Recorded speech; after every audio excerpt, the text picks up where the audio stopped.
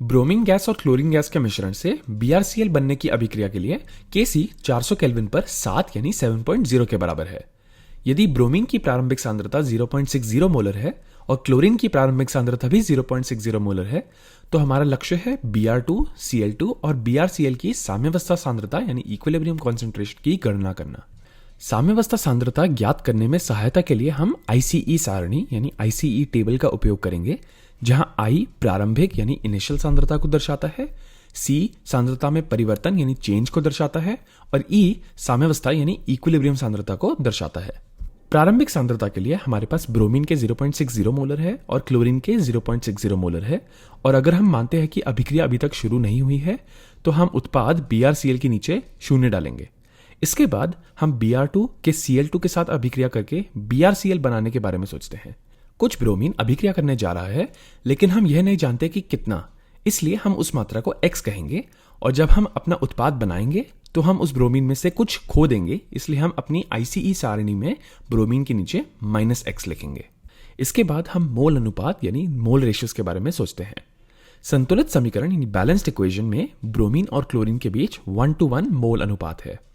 इसलिए यदि हम ब्रोमीन के x मोलर खो रहे हैं तो हम क्लोरीन के भी x मोलर खो देंगे। इसलिए हम यहां ICE सारणी में क्लोरीन के नीचे -x लिख सकते हैं। जब Br2 और Cl2 एक साथ अभिक्रिया करते हैं तो हम अपने अभिकारकों को खो देते हैं, और इसका मतलब है कि हम अपने कुछ उत्पादों को प्राप्त करने जा रहे हैं। यह पता लगाने के लिए कि कितना, हमें फिर से मोल अनुपात देखने की आवश्यकता होगी। तो ब्रोमीन और BrCl के बीच मोल अनुपात 1:2 है, इसलिए यदि हम Br2 के x मोलर खो रहे हैं, हम BrCl के 2x मोलर प्राप्त करेंगे। इसलिए हम यहां BrCl के नीचे +2x लिख सकते हैं। इसके बाद आइए साम्यावस्था सांद्रता यानी इक्विलिब्रियम कॉन्सेंट्रेशन के बारे में सोचें।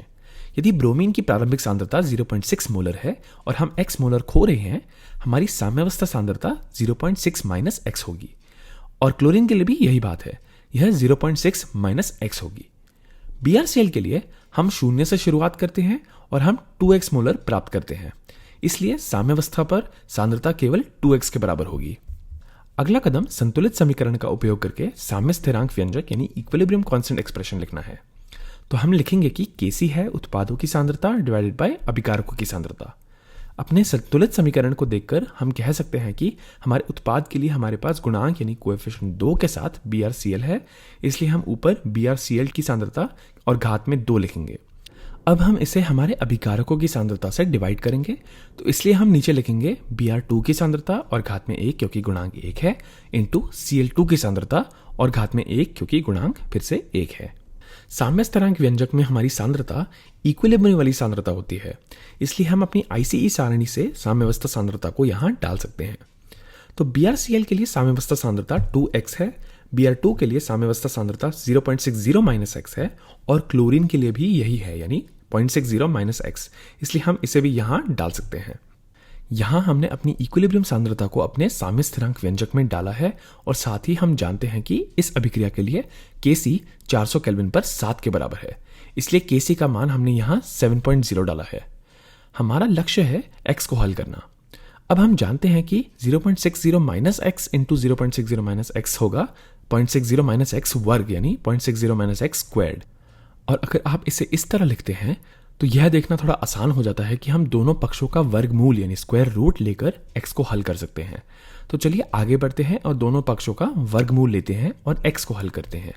दोनों पक्षों का वर्गमूल निकालने पर हमें मिलता है 2.65 बराबर x divided by 0.60 - x। x को हल करने के लिए हम दोनों पक्षों को 0.60 - x से गुणा करेंगे, जिससे हमें यह मिलेगा, और फिर थोड़ी और गणना करने के बाद हमें 1.59 बराबर 4.65x मिलता है। तो अब इससे हमें मिलता है कि x का मान है 0.34। अब जबकि हम जानते हैं कि x का मान 0.34 है, हम इसे अपनी ICE सारणी में डाल सकते हैं और अपनी इक्विलिब्रियम सांद्रता को निकाल सकते हैं। तो Br2 की साम्यावस्था सांद्रता के लिए यह 0.60 - x, इसलिए 0.60 - 0.34 है, जो 0.26 मोलर के बराबर है। तो ब्रोमीन की इक्विलिब्रियम सांद्रता 0.26 मोलर है। अब क्लोरीन के लिए भी वही गणना होगी, तो 0.60 - x यानी 0.60 - 0.34, इसलिए क्लोरीन की इक्विलिब्रियम सांद्रता भी 0.26 मोलर है। BrCl के लिए यह x का 2 गुना है, इसलिए यह 0.34 का 2 गुना यानी 0.68 मोलर के बराबर है। तो 0.68 मोलर BrCl की साम्यावस्था सांद्रता है।